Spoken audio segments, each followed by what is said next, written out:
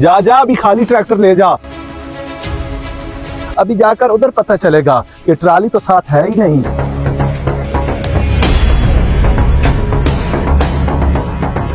मुंशी कहाँ गायब हो जाता है? कहीं नहीं सेठ साहब, वो मजदूर काम कर रहे थे, उधर चक्कर लगाने गया था।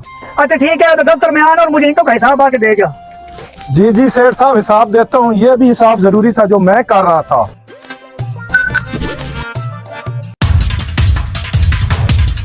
जी जी मालिक साहब, कौन सा हिसाब कह रहे थे? हाँ, वो मुझे कल की रात की ट्रालियों की जो है ना हिसाब बताओ। 10 ट्रालियां गई हैं शराफत की। अरे भाई साहब क्या बना?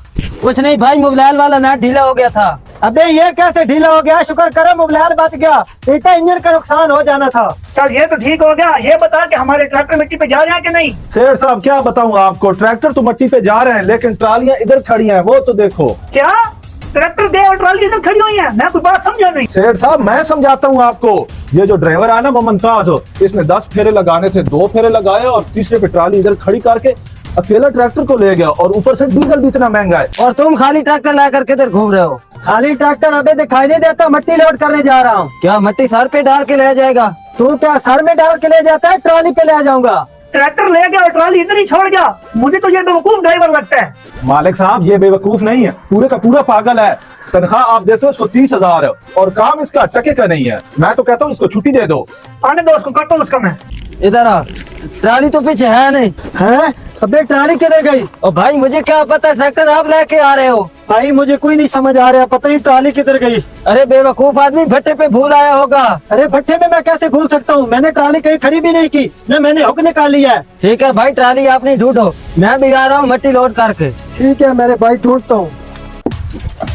मेरे जैसा भी बेवकूफ दुनिया में नहीं होना, बिना ट्रॉली ट्रैक्टर लेकर आ गया।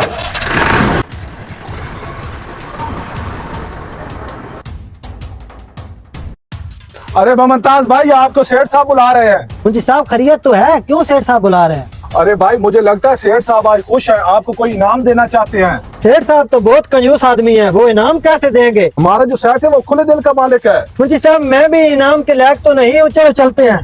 आ जाओ फिर। सेठ साहब आ गया ड्राइवर। ओए तू नशे में ड्राइवरी करता है? ट्रैक्टर तू साथ ले गया और ट्राली इधर खड़ी करके गया है। पता है तुझे डीजल कितना महंगा है? अपनी मस्तियों के लिए ऐसे काम तुम लोग करते हो, क्यों भाई? जी जी सेठ साहब ऐसी बात है, मैंने इसको बोला भी था कि काम जो करता है वो ख्याल से किया कर। अब इसकी गफलत का क्या अंजाम है? क्या करे इसके साथ? सेठ साहब क्या करना है, मैं तो कहता हूँ इसको छुट्टी दे दो, कोई न्यू ड्राइवर रख लेते हैं। हाँ ठीक कह रहा है तू। मालिक साहब मैं भी इंसान हूँ, बंदा भूल भी जाता है। इतनी बड़ी ट्राली थी, को माचिस की डिब्बी नहीं थी कि तुझे पता नहीं चला?